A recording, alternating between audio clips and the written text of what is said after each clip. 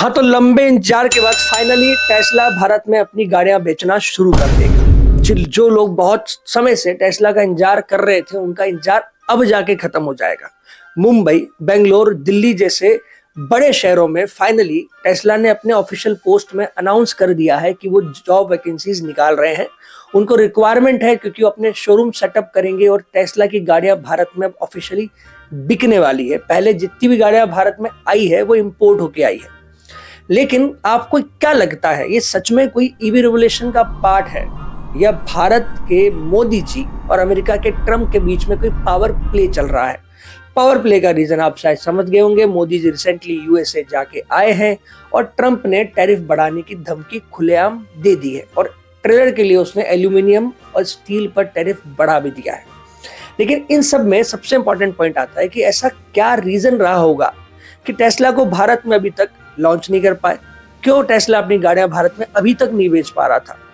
सबसे बड़ा रीजन था हाई इंपोर्ट ड्यूटी, जो कि यूएसए प्रेसिडेंट ने भी बोल दिया कि आप बहुत ज्यादा इंपोर्ट टैक्स लगा देते हो।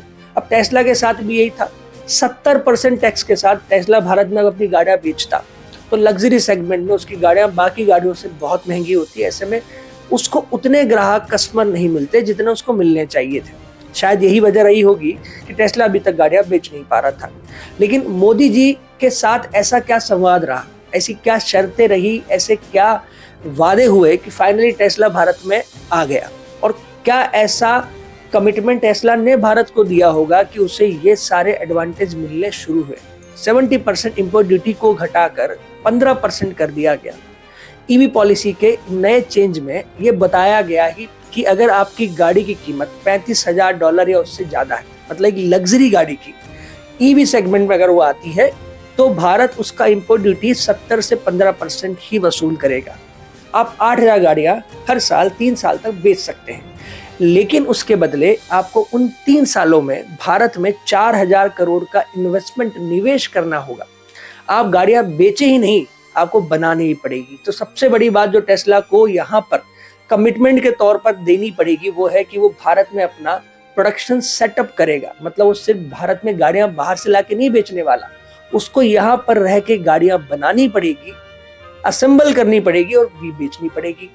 15% इंपोर्ट ड्यूटी कर देने से एक बड़ा फायदा टेस्ला को ये होगा कि उसकी गाड़ियां अब रीजनेबल प्राइस में, हालांकि आप ये कह सकते हो कि ये जो प्राइस रेंज आप कोट कर रहे हो रीजनेबल नहीं है, मेरा मतलब लग्जरी सेगमेंट का है। लग्जरी सेगमेंट के अंदर जहां 57 लाख की एक मॉडल टेस्ला जो मॉडल 3 आता है वो अगर पड़ता भारत में, अब वही मॉडल 38 लाख के अंदर लगभग इस रेंज के अंदर अवेलेबल हो जाएगा। सुन के अच्छा लगा।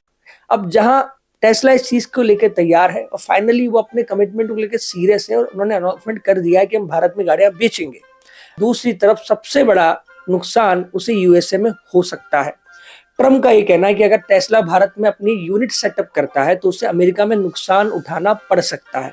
अगर उसको गाड़ियां बेचनी है तो बेचे, लेकिन अगर वो जॉब क्रिएट करता है तो उस पर पहला हक अमेरिकन का होता है और होना चाहिए, ऐसा उनका मानना है। भारत चाहता है कि मेक इन इंडिया के बैनर के अंडर में टेस्ला भारत में गाड़ियां बनाए, जिससे भारत के लोगों को जॉब मिले, गाड़ियां भी बने, बिके भी सही और ईवी मार्केट में कंपटीशन आए। इसी कंपटीशन की अगर बात करें तो आपको जानना चाहिए कि अदर कार कंपनीज मैन्युफैक्चरर्स का क्या सोचना है। टाटा, हुंडई, महिंद्रा जैसी बड़ी कंपनियां ऑलरेडी ईवी कार्स बना रही है। ईवी के अच्छे अच्छे मॉडल्स को जल्दी से जल्दी लॉन्च करके मार्केट में अपनी पकड़ भी बना रहे हैं। ऐसे में टेस्ला जैसी कंपनी का भारत में लग्जरी सेगमेंट में आ जाना, तो ऐसे में आपको क्या लगता है, क्या ईवी सेगमेंट की इन गाड़ियों को टेस्ला के आने से कंपटीशन मिलेगा? ये कंपटीशन कितना पॉजिटिव और निगेटिव होता है? आनंद महिंद्रा जी ने तो ट्वीट करके बोल दिया है कि इस कंपटीशन से हमको फायदा है। भारत में जब मारुति आई तब भी महिंद्रा ने अपनी गाड़ियों को और इम्प्रूव किया था, तो अब भी हम इम्प्रूवमेंट कर सकते हैं। हम इस तरह के मूवमेंट से बिल्कुल भी परेशान नहीं है। लेकिन आपको मैं इतना जरूर बता दूं कि शुरुआती दौर में जब नई ईवी पॉलिसी आई थी 2024 में, तब इस 70 से 15% इंपोर्ट ड्यूटी का काफी विरोध किया था इन्हीं कंपनीज ने। इनका कहना था इससे जो बाहर की कंपनियां हैं वो भारत में आराम से गाड़ी बेच सकती है और हमें इसका नुकसान होगा।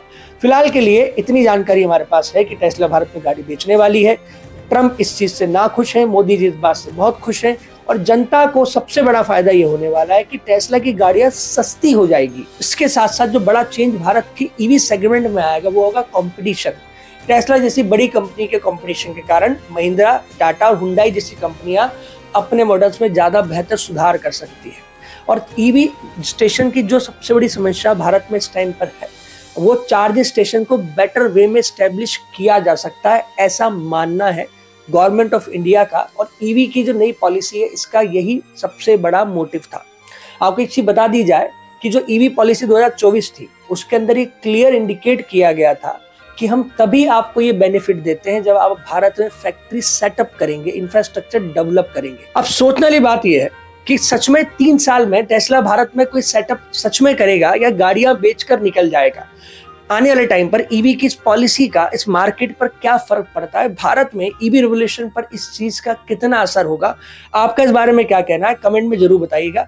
अगर आप सच में टेस्ला के भारत में आने का वेट कर रहे थे तो अब शायद आपको ज्यादा समय इंतजार नहीं करना पड़ेगा। मेरी जानकारी अगर आपको अच्छी लगी तो लाइक कर देना, शेयर कर देना, कमेंट जरूर करना और बताना कि आपका इस स्टेप के बारे में क्या कहना है। और मोदी और ट्रंप और इनके बीच में चलने वाला पावर प्ले और टैरिफ का जो एक खेल चल रहा है, इससे भारत को फायदा होगा कि नुकसान, आपका क्या मानना है?